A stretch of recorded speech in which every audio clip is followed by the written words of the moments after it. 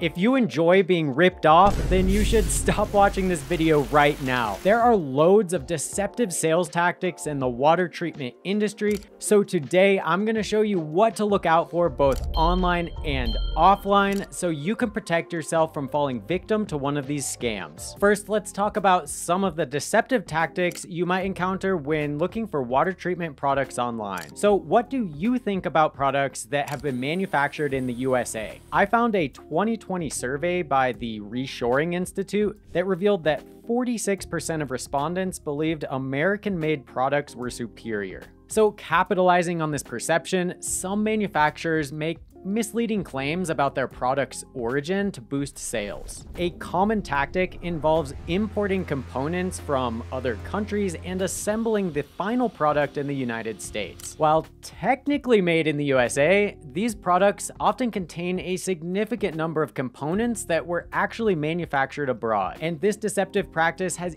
even led to legal issues for some water treatment companies, including a $110,000 civil penalty that Spring Water Systems settled with the Federal Trade Commission. So if you prefer to buy American-made products, make sure to conduct thorough research to verify the manufacturer's claims. Check their website, the owner's manual, or even reach out to customer service directly and ask for information about specifically where each of the product's components was produced. Fear is a powerful motivator, and some water treatment companies exploit this by exaggerating the risks associated with tap water or even making blanket statements. While it's true that certain dangerous contaminants can be present in tap water, the severity of the problem varies significantly depending on location. Even two neighboring towns can have drastically different water quality depending on a number of variables, including the source of the water, how it's treated, and the age of the water distribution system. Some manufacturers often reference alarming news reports about water quality crises in order to create a sense of panic among consumers. They may claim that tap water is universally contaminated with harmful substances, leading people to believe that their water filter is essential for their health and safety. It's crucial to remember that not all water supplies will have the same contaminants. Testing your own water at home is essential in order to make informed decisions about water treatment. This will help you identify specific contaminants that may be present and select a water filter or other treatment system that effectively addresses your unique water quality concerns. And if you want to learn more about that process in detail, you can check out this video right here. So by understanding your water's unique characteristics, you can avoid falling victim to fear-based marketing tactics and invest in a system that truly meets your needs. And by the way, guys, make sure to give this video a like and subscribe with the bell turned on so you get notified about our weekly uploads. Affiliate marketing is a sales channel where brands partner with content creators and influencers in order to promote products, and it's prevalent in the water treatment industry. Now, full disclosure, here at Water Filter Guru, we fall into this category, and brands that we're partnered with will give us a kickback for any customers we send their way. But here's where it's essential to differentiate between legit content creators who have personally tested the products they're showcasing and those driven purely by financial incentives. So here's the issue.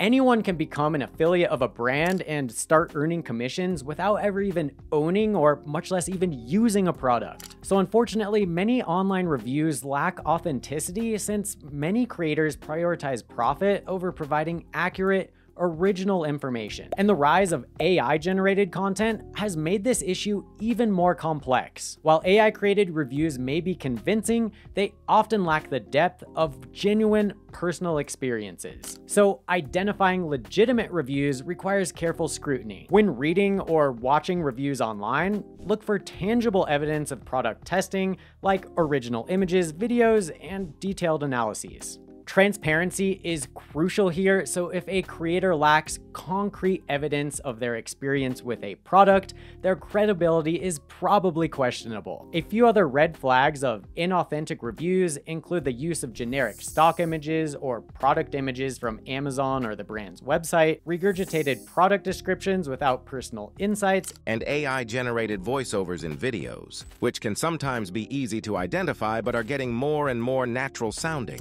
Next, product certification claims can be misleading despite being a valuable tool for assessing water filter performance. Some manufacturers employ deceptive tactics to misrepresent their product certifications. For example, claiming a product is NSF tested might imply full NSF certification, while it only means that the manufacturer conducted internal or third-party testing to supposedly NSF standards. And phrases like lab tested/certified and tested in a certified lab can be a bit ambiguous. These claims don't necessarily guarantee rigorous independent testing by an accredited laboratory. The issue is that many labs don't use the same rigorous procedures as official testing organizations, and there may be an element of bias depending on the lab's relationship with the manufacturer. So while a manufacturer may try to pose that their own independent third-party testing equates to official certification, it simply does not. Another common deception is that a filter might be tested to one capacity,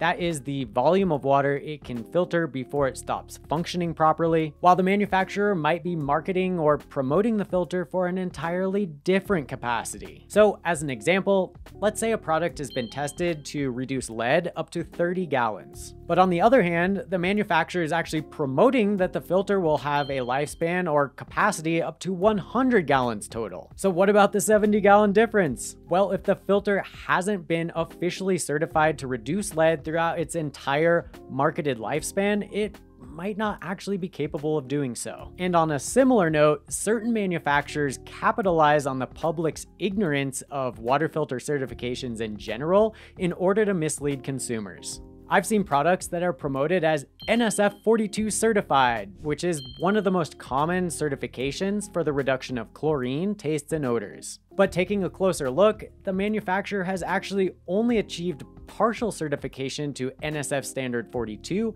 for materials requirements only. This is deliberately vague in the marketing copy, and maybe you even see the NSF logo being used as well, so you think you're buying a performance certified filter. It's always a good idea to verify any certification claims directly with the NSF, WQA, or IAPMO databases, which I'll link up down in the description. So now I want to talk about misleading water quality testing that some companies use to convince you to buy their products. Some manufacturers market their products for their ability to remove virtually all dissolved solids and even include a TDS meter that can be used for proof. The problem with this is that it's misled a lot of folks into believing that reducing TDS down to 0 is absolutely essential and that all dissolved solids are bad, and if a product can't do this, then it's inferior. This is not true. Some dissolved solids like calcium, sodium, and magnesium are essential to human health. Plus, some contaminants don't even affect the TDS reading, including disinfection chemicals and byproducts, pesticides, dissolved gases like nitrogen, and suspended solids like microplastics and bacteria. None of these can be measured by a TDS meter, which means that even if your water's TDS is low,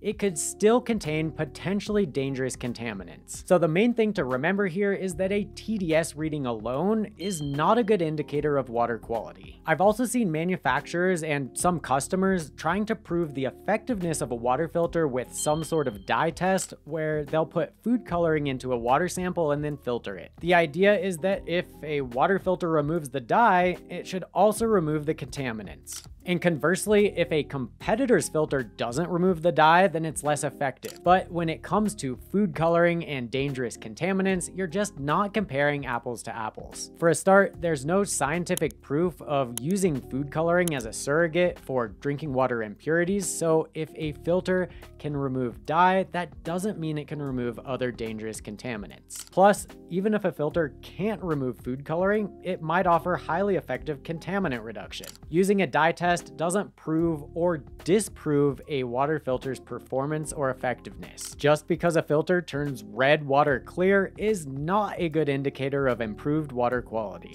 And on a similar note, I've seen folks showcasing the dramatic transformation of murky, turbid water into a crystal clear liquid. While these before and after demonstrations are undeniably impressive, they often exaggerate a filter's capabilities. The implication is that if a filter can address severely discolored water, it must be even more effective at removing trace contaminants from seemingly clean tap water. But like I said, water clarity alone is not a good measure of water quality. There are a couple reasons for this, and the first being that many contaminants are undetectable by sight, taste, or smell, and don't even affect the color or the turbidity of the water. And second, the contaminants that do affect turbidity don't necessarily make it unsafe. So just because that water filter can turn dirty water clear doesn't mean that it's addressing all contaminants or that it's making your water safer to drink. All it tells you is that it can reduce the contaminants responsible for turbidity, like sediment and rust. So just keep in mind, it's more important to learn about the specific contaminants a water filter can reduce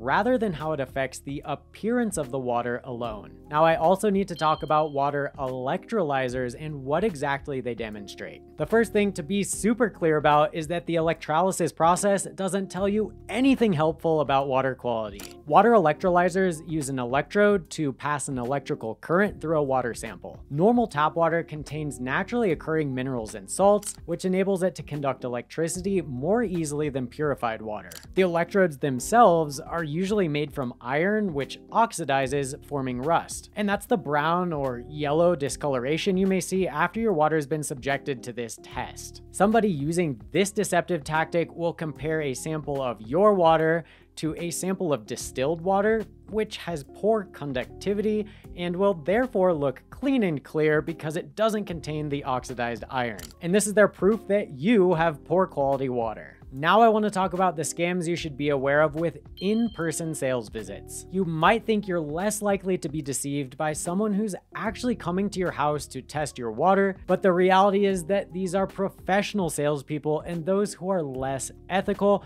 will prey on your ignorance when it comes to water treatment. Now, I'm not saying to avoid buying from local salespeople.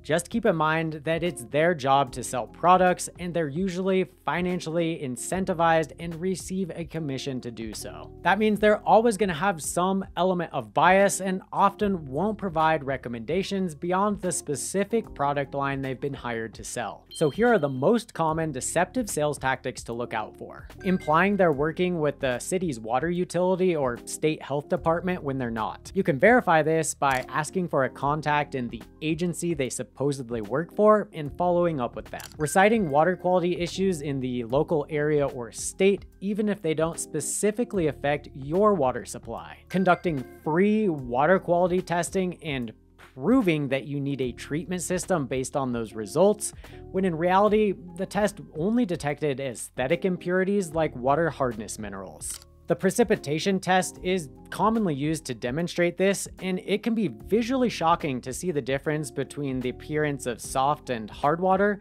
but it means little as far as health concerns. Some companies might deceptively try to sell you water treatment products by using this demonstration and not explaining what water hardness is and what the chemistry is actually showing, or even flat out lie and say that the test indicates the presence of other dangerous contaminants. Running a similar test using a pH indicator that makes the water turn red or yellow or another unpleasant color, then not explaining what the test is actually showing. Again, this is done as a fear-mongering tactic to make you feel like you need whatever they're selling as an instant solution, convincing you that you need the most expensive upgrade, just in case. Misrepresenting federal or state water quality standards and telling you that your water exceeds those regulations and is unsafe to drink. Pressuring you to make a purchase with a limited time deal, even though the product that they're selling you is already being sold at a grossly inflated price. Failing to mention a product's maintenance requirements or even claiming it doesn't need maintenance at all. So if you want to be open to salesperson pitches, or you've got your heart set on a product that's only sold through local distributors,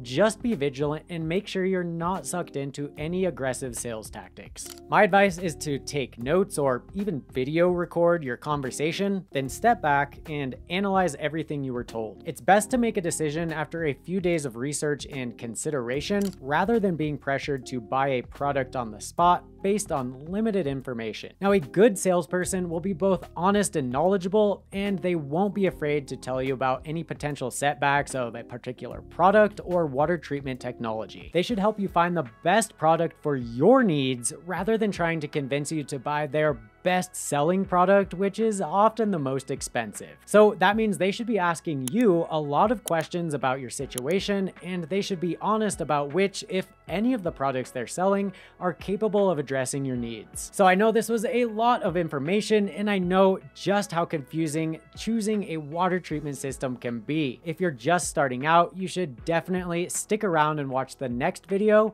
which is a step-by-step guide on how to choose the perfect water treatment system for your specific needs. Click or tap to keep watching.